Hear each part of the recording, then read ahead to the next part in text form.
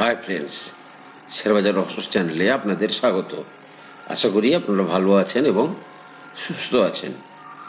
Friends, নিফটির যেভাবে মহল দাঁড়িয়ে আছে তাতে মোটামুটি আর একটু নিচে যদি যায় তাতে অবাক হওয়ার কিছু নেই। কিন্তু প্রবলেমটা হচ্ছে এই নিচে যাওয়ার এই ধরনের পজিশনটাতে কোনো নিউজ যদি ফ্লো করিয়ে দেওয়া হয় তাহলে আর একটু প্যানিক করানোর চেষ্টা হলেও হতে পারে। সুতরাং এই পেন পিরিয়ডটা কিন্তু রিটেল নিবেশককে একটু সহ্য করে টিকতে হবে। ওভারঅল যদি আপনি দেখেন ফ্রেন্ডস, দেখুন বাজেট মোরাললেস গুড। বাজেটে যতটুকুই যা এসছে সেটা কিন্তু market friendly, political scenario market friendly. যদি আর্নিংস দেখেন নিফটি যে 50টা কোম্পানি, সেখানে কিন্তু নিফটি 50 কোম্পানির আর্নিং কিন্তু বেড়েছে। যেটা 1085 ছিল ইপিএস, সেটা বর্তমানে প্রায় 1125-এর কাছাকাছি গেছে। এবং নিফটির যে পিই সেটা কিন্তু মানে নট ওভার প্রাইসড নয়, নট কি বলে আন্ডার প্রাইস, একটা ফেয়ার জোনে আছে। সেক্ষেত্রে 20.4, ঠিক আছে। রেট কাট হচ্ছে, রেট কাট হওয়া মানে লোন গ্রোথ ইনক্রিজ পাবে। এবং বাজেটে আপনার যেভাবে ইনকাম ট্যাক্সের উপরে একটা ছাড় দেওয়া হয়েছে, সেক্ষেত্রে কিন্তু একটা কনজামশন তৈরি হবে। কিন্তু সর্বোপরি সবচেয়ে যেটা প্রবলেম সেটা হচ্ছে একটু সেলিং। একটু সেলিং ছিল না, এই কথাটা বলা ভুল। যদি আপনি দেখেন গত 4-5 বছরের হিস্ট্রিতে একটু সেলিং ছিল, কিন্তু এবারে মার্কেটে যে মহলটা তৈরি করে রাখা হয়েছে সেই মহলে মানে সবাইকে একটা ভয় ধরিয়ে রাখা হয়েছে। একটু সেল করছে, একটু সেল করছে, মিনস কিছু ভেস্টেড ইন্টারেস্ট তারা কিন্তু প্রফিট পাওয়ার চেষ্টা করছে। মোদি গেল ইউএসএতে, ইউএসএতে যাওয়ার দিনই সেখানটাতে ধরুন কি বলে সে ডোনাল্ড ট্রাম্প ইউএস প্রেসিডেন্ট, সে কিন্তু রেসিপ্রোকাল ট্যারিফ কিন্তু বললো আমরা রেসিপ্রোকাল ট্যারিফ লাগাচ্ছি। বাট কি হলো, ঘুরিয়ে ফিরিয়ে ভেতরে ভেতরে কিন্তু অনেক বিজনেস স্টক হলো। এবং ডোনাল্ড ট্রাম্প যেটা পাবলিক এতে অ্যাড্রেসিং এ বলেছে যে মোদিকে দেখিয়ে, you are great negotiator than me, মানে তুমি আমার চেয়েও বড় ব্যবসায়ী, বড় ডিল করতে পারো। ঘুরে ফিরে যে যে জিনিসগুলো হয়েছে তাতে মূল বক্তব্য হচ্ছে আমেরিকা বলছে যে দেখো তুমি, আমি তোমার কাছ থেকে যা প্রোডাক্ট কিনি তুমি আমার চেয়ে কম প্রোডাক্ট কেনো। এটা কিন্তু ইন্ডিয়ার জন্য অ্যাডভান্টেজ ছিল। অর্থাৎ আমরা কিন্তু ট্রেড সারপ্লাসে ছিলাম ইউএস এর সঙ্গে, ঠিক আছে। ইউএস আমাদের তুলনায় বেশি কিন্তু তুলনামূলকভাবে আমরা কম কিনতাম। প্রথম যেটা হলো সেটা হচ্ছে যে তুমি আমার থেকে ক্রুড নাও, ক্রুড তুমি তো আমার থেকে কম নিচ্ছ, রাশিয়ার থেকে নিচ্ছ, গালফের কাছ থেকে নিচ্ছ। সুতরাং ইন্ডিয়া মোটামুটি একটা রেসপেক্টেড জায়গায় কিন্তু ক্রুড আমেরিকা থেকে নেবে। এবং তার জন্য একটা ইন্টারনাল ডিল একটা হবে। কারণ রাশিয়া থেকে সে যদি সস্তায় পায় বা গালফ কান্ট্রিগুলো থেকে সে যদি সস্তায় পায়, তাহলে তো এমনি এমনি ডোনাল্ড ট্রাম্পকে আমেরিকা থেকে ক্রুড আনানোর জন্য কিছু হবে। তো ভেতরে ভেতরে একটা নেগোসিয়েশন হবে, সো দ্যাট যে ট্রেড ডেফিসিটটা আছে সেটা যাতে ব্যালেন্স হয়, number one. Number two, F-35। এবারে দেখুন এই সমস্ত কান্ট্রিগুলো তাদের অস্ত্র ব্যবসা একটা বড় ব্যবসা, বড় ব্যবসা। সেক্ষেত্রে ধরুন ইন্ডিয়ার মতো ধরুন আজকে আমেরিকা থেকে তো নিশ্চয়ই চায়না তো আর কোনো এই ধরনের জিনিস কিনবে না, কেনার মতো ক্ষমতা রাখে ধরুন ইন্ডিয়া। ইন্ডিয়া যদি 65% ডিফেন্স ডিল বা ডিফেন্স হার্ডওয়্যার, সেগুলো কিন্তু কোত্থেকে আসছে, সেগুলো কিন্তু রাশিয়া থেকে আসছে।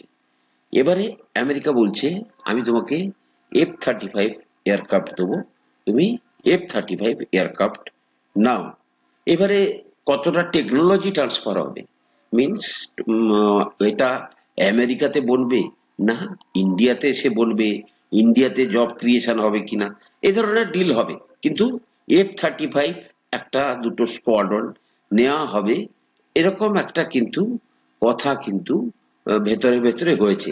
সুতরাং আর আর যেটা হচ্ছে ট্রাম্প বলছে make America great again, MAGA, make America great again.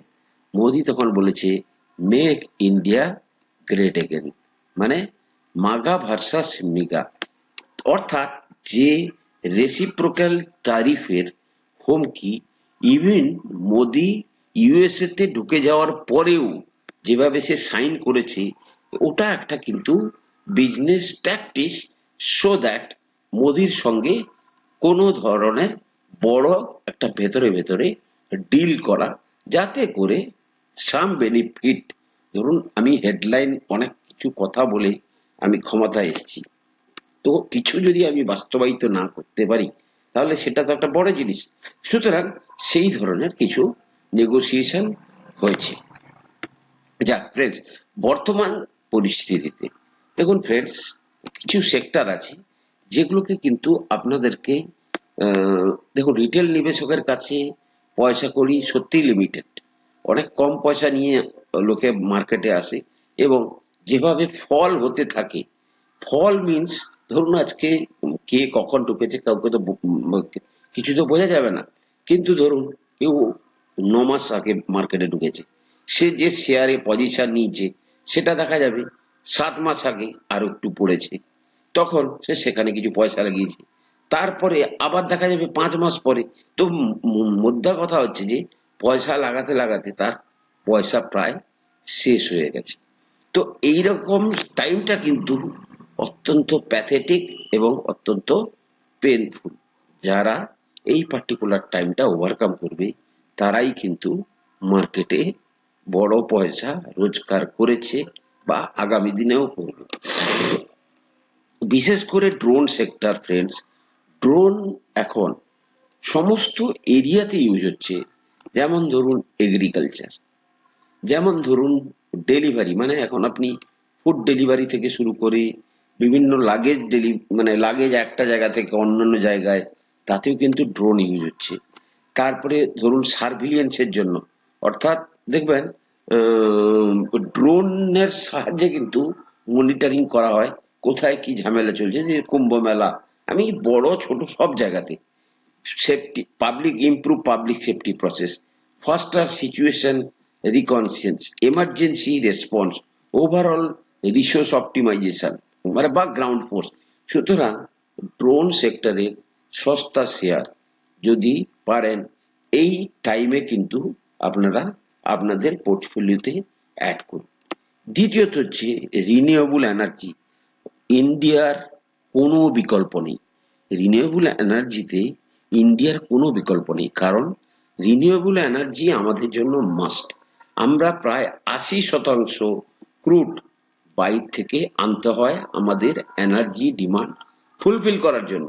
হোয়ারএজ আমাদের দেশে solar energy, wind energy, hydro energy, এই এনার্জি গুলো তৈরি করার মতো যথেষ্ট জায়গা আছে। যেমন ধরুন সারা ভারতবর্ষে সোলার এনার্জিকে কেন্দ্র করে প্রজেক্ট লাগানোর মতো, ধরুন প্রচুর গরম থাকে সে সমস্ত জায়গাতে, সেখানে সোলার এনার্জি, উইন্ড এনার্জি সমস্ত সমুদ্রের ধারে ধারে, প্লাস হাইড্রো এনার্জি ধরুন বিভিন্ন রকমের এই সমস্ত হিমাচল প্রদেশ থেকে শুরু করে যত পাহাড়ি এরিয়াতে। সুতরাং রিনিউয়েবল এনার্জির শেয়ার দীর্ঘমেয়াদীর জন্য আপনারা কিন্তু এই টাইমে যেখানে সস্তা পাচ্ছেন সেগুলো কিন্তু অ্যাড করুন, ঠিক আছে, অল্প বিস্তর অ্যাড করুন। আপনি ভাববেন না যে 20-25টা শেয়ার কিনে রাখলেই অনেক পয়সা হবে না, অনেক পয়সাই হয়। যদি কোনো 200 টাকার শেয়ার 20টা কিনে রাখতে পারেন, সেটাও কিন্তু যদি আপনার কপাল ভালো হয় আপনাকে ভালো রোজগার দেবে। তৃতীয়ত হচ্ছে ইলেকট্রিক ভেহিকেল। ইলেকট্রিক ভেহিকেল কিন্তু আগামী দিনে একইভাবে, যেহেতু আমরা ফুয়েল কম করার চেষ্টা করছি, মানে ফুয়েল আমাদের তো এনে বিক্রি করতে হয়, এবং যার জন্য ফুয়েল প্লাস ধরুন দিল্লি, মুম্বাই, এই সমস্ত জায়গাতে ফুয়েলকে কি বলে, যেভাবে পলিউশন, আমাদের এত পপুলেশন সেখানে, এই সমস্ত ক্ষেত্রে ইলেকট্রিক ভেহিক্যাল কিন্তু আজকে হয়তো খারাপ পজিশনে আছে, কিন্তু দেখবেন এদেরই ব্যবসা আগামী দিনে চলবে। সর্বোপরি মার্কেট সাইকেলটাকে কিন্তু মাথায় রাখবেন, মানে আপনাদের যে ভিউটাকে একটা দিশা দেওয়ার চেষ্টা করুন। কি টাইপের দিশা? দিশা মানে আপনি ভাবতে শিখুন যে মার্কেট একটা সাইকেলে চলে। যেমন ধরুন নিফটির ক্ষেত্রে যদি বলি, দেখুন 3 মাস পড়েছে, তারপরে কিন্তু সে কন্টিনিউয়াস উঠেছে। এবারে ধরুন এই জায়গাতে 1 2 3 4 5 6 7 8 মাস, ধরুন আপনাকে ভাবতে হবে 8 মাসও মার্কেট খারাপ থাকতে পারে, থাকতে পারে, আবার নাও থাকতে পারে, কিন্তু আপনার যেন মানসিক দৃঢ়তাটা থাকে যে আমাকে এতদিন ওয়েট করলেও করতে হতে পারে, বা কখনো 4 মাস। এবারে তো দিস ইজ দা 1 2 3 4 ফিফথ মাস চলছে, বলা যায় না আরো এখনো ধরুন আজকে 15 16 17, আর ধরুন 10 12 দিন বাকি আছে, বলা যায় না যে এই ক্যান্ডেলটাই হয়তো গ্রিন হয়ে গেল, বা এই ক্যান্ডেলটার পরের ক্যান্ডেলটা হয়তো ফুল গ্রিন হয়ে উপরে যেতে পারে। সুতরাং হোপ আপনাকে রাখতে হবে, বাট ফাইনালি কিন্তু মার্কেট উপরে যায়, তেমনি ভাবে প্রতিটা শেয়ারও উপরে যাবে। যে কোনো শেয়ার আপনি তার চার্টে চলে যান, আজকে ধরুন এই সমস্ত শেয়ার দেখুন, যদি আপনি যখন কোনো কারেকশন এসছে, এই উপর থেকে যখন সে উঠেছে 1200 টাকা, ধরুন লার্সন এন্ড টুব্রো, মাইন্ডট্রি, ঠিক আছে, এই যখন 1200 টাকা থেকে 7300-তে গেছিল, সেখান থেকে কিন্তু সে 50% কারেকশন নিয়ে দেখ 3500।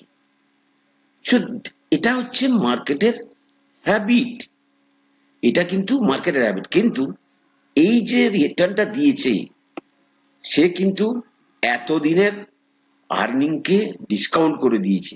সুতরাং এই টাইমে আপনাদেরকে এইগুলো উপলব্ধি করা উচিত যে যখন কোনো শেয়ার এইরকম জায়গা থেকে ধরুন 1200 থেকে 7,000 গেছে, মানে 6 গুণ হয়ে গেছে, 6 গুণের পরে সে 3 গুণ ধরুন তার প্রফিট সেট করলো, মানে কমিয়ে দিল, অর্থাৎ আপনার টাকা 12 3 36, 3 গুণ তো হলো, আপনার টাকা 3 গুণ হতে কত বছর টাইম লাগে?